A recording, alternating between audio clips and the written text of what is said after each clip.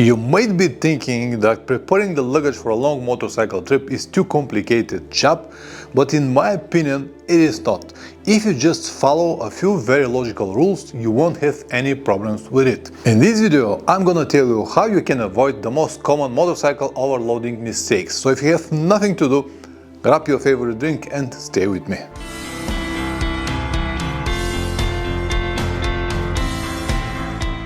Welcome back, guys. It is true that to learn how to optimize the luggage you're gonna need some experience and practice, but it is also true that you can learn from other people's mistakes instead of making your own. Nowadays you can find so much information on this topic, and in my opinion it will be stupid to ignore it and try to discover the hot water alone. You don't have to blindly trust to everything that you can find online, but you can implement some of these tips and techniques in your preparation and see what works for you. There is one famous phrase saying that we make mistakes because we don't have enough experience, but the experience comes from the mistakes that we have made in the past.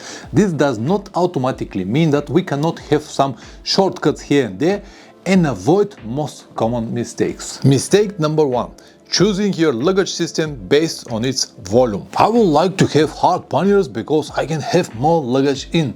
This is absolutely wrong way of thinking. So instead of wondering how to put more in, you have to go in the direction what can I remove from my saddlebag or hard panniers. Last week I had a follower who came to meet me here in Varna. Yari, fantastic guy from Switzerland. I'm really sorry, Yari, but I have to share this story because it might help someone to avoid your mistakes. Anyway, he was with Africa Twin Adventure DST transmission. Already very heavy motorcycle, 260 kilograms. No problems if he likes it. He also has a hard pannier. I don't have problem with this either. It is his motorcycle and his choice, whatever he wants. But when I needed to help him a little bit to move the panniers here to the garage, I lifted one of the panniers and it was like, wow, how many kilograms do you have inside? And he said, I don't know, I think around 26. We didn't weigh it because I don't have a scale to weigh the hard panniers, but in my opinion it was around 30 kilograms, maybe even more. And he had two hard panniers, 30 kilograms each. This means altogether 60 kilograms on the tail of the motorcycle. This will change the whole geometry of the motorcycle. 60 kilograms here. And of course this will change the handling as well, especially on a road terrain. When he twists the throttle, it will be like a speedboat, like this. It is true that he never planned even to go off-road and he rides only on the asphalt roads, but on the long trips you never know what will be your road after few hundred or few thousand kilometers, because sometimes a beautiful asphalt road might collapse because of landsliding or diverted because of construction works, and you can be sent to completely different road, or sometimes even gravel road or off-road. And with all of this luggage, man, it could be just 2-3 kilometers, but it could be 20, 30, 50 or 100 kilometers. You just never know. Better is to be light, always better to be light. Another aspect that not many people think of is that the huge amount of stress that will be sent to the shock absorber. And after that they will complain, oh, the shock absorber or this or that model is terrible, it's filled after 2,000 or 3,000 kilometers, but the reality is completely different. If you overload it with such a huge amount of luggage and then you have a passenger on the top, it will be really impossible for the shock to cope with all of this weight. For example, on my old Tenere, I still had the original shock absorber almost 200,000 kilometers, 193,000 kilometers, and I rode it in any kind of different terrains and a lot of bumpy roads and butt roads and off-road, anything that you can imagine, but still had the original shock absorber. Mistake number two: having too much hidden weight. It is not really hidden, but people somehow tend to ignore it and never count it. For example, the luggage racks that you need to attach hard panniers with the weight of the empty hard panniers will be, in the best scenario, around 15 kilograms. And you might say 15 kilograms is not that bad, but my entire luggage, include my tank bag and everything that I have in my saddlebag, it's around 15 kilograms. So you will start with the same amount that I have in total before you even put anything inside. Even if you decided to use a saddlebags, soft luggage, it might be the same, because some of the models will require to have a metal framing to prevent the saddlebag to touch the exhaust or the chain or other parts of the motorcycle. And these rails will usually weigh between 5 and 7 kilograms, something like that. And then you have to count the weight of the saddlebag itself, because if it's made from very tough and thick material, it will weigh between 5 and 7 kilograms again, especially if it's made from many different compartments and many straps and many locks and cutter arms and zips and stuff like that. It will weigh about the same as a hard panniers, more or less the same. So this weight 10 or 15 kilograms, it will be before you even start put any luggage inside. So you really need to be selective what kind of luggage system you want to use. If the weight never been priority for you, fine, but you still don't need to go that far and load 60-70 kilograms on the tail of your motorcycle. On the other hand, if you really worry about the weight, you have to count everything, because everything accumulates. For example, my saddlebag weighs empty around 3 kilograms and does not need any additional straps because they are already in the bag. You don't have to be like me, you can choose any system that you like, but this one saves me weight, and it is the saddlebag that I don't feel on the motorcycle. It is there, but I don't feel it at all. And the maximum that I can have inside is around 12 kilograms. You can consider this as a minus, but I consider this as a big plus. The volume is 50 liters, but as I said, I cannot put more than 12 kilograms, which is like 45 liters, something like that. Because of the horseshoe shape that it has, does not need any additional racks. I can only attach the straps to the passenger footrests and the rest to here, and it is ready to go. And I can have it on every motorcycle that I ride at the moment, include dirt bikes. A few more examples of hidden weight are crash guards, bush plates, center stand, racks here, a plate to have a top box on the top. With all of these things, you can easily exceed weight 25 and more kilograms. And your motorcycle from a normal weight, let's say 200 kilograms, will be converted very easy to something like 230 kilograms. Mistake number 3, having many different items with the same purpose. For example, a few t-shirts to ride the motorcycle and a few sets of t-shirts to walk around. They are different type.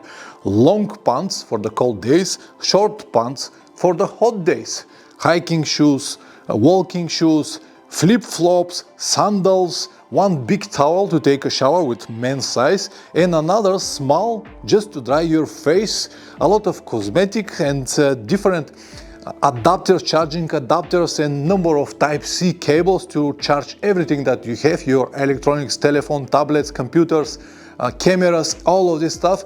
And believe it or not, all of this will be converted to one very bulky and heavy bag. You might say, come on Pavlin, a few cables are not a problem, but in the end everything accumulates and you will finish like Yari with 60 kilograms in your hard panniers. Learn how to optimize your luggage, and the best way to do it is to use some multi-purpose items. For example, the same t-shirts to ride the motorcycle and walk around, zip pants that you can use in hot and cold days, a charger or adapter with the multiple exits, and you can use it for 3 or 4 different Type-C cables.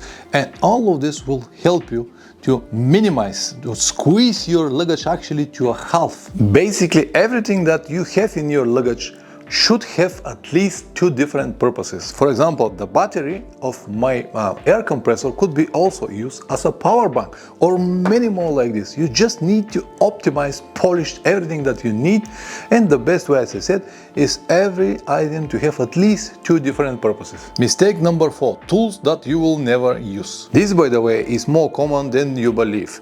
Take only what your motorcycle needs. Go around it with a specific range and check the numbers.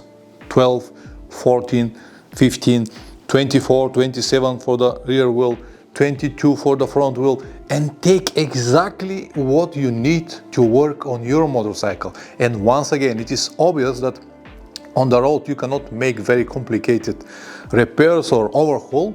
So you need the tools that you can use and you can implement in the case you need something. For example, to change the oil, to change the spark plug, to change the battery, or a minimum maintenance that you can do on the road. The difference between the tools that you need and the tools that most of people have will be at least 3 to 5 kilograms. Now, what about if you don't have any experience and you cannot work on your motorcycle because you don't have the skills?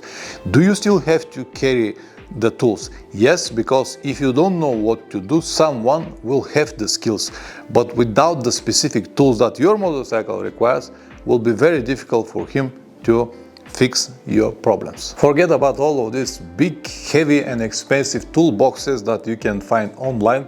They will only drain your wallet and will add a lot of additional not necessary weight on your motorcycle. If you finish the job properly to find the tools that you need, you will finish with a tool set that it's not bigger than this size. Let me show you where it's mine. In this small plastic box here made on 3D printer, I even have a set of brake pads and all the tools that I need when I travel. And you can see how big they are, this set. And also have the rear brake pads and the front brake pads, and all of this, it's enough for me to fix a small problems, to do the regular maintenance while I travel, and still keep all of this on a location which is very good in terms of center of gravity. Mistake number 5: carrying too many items. Remove all might need items. You'll be surprised how much weight all of this will save you, because the things that you really need and the things that you might need are two completely different stories. The trick that I always use is 1 week before the trip to spread all the luggage that I plan to take with me on the floor of the garage. And every day when I walk around it, I have this visual inspection. I can see what I need, what I forgot, what I have to remove.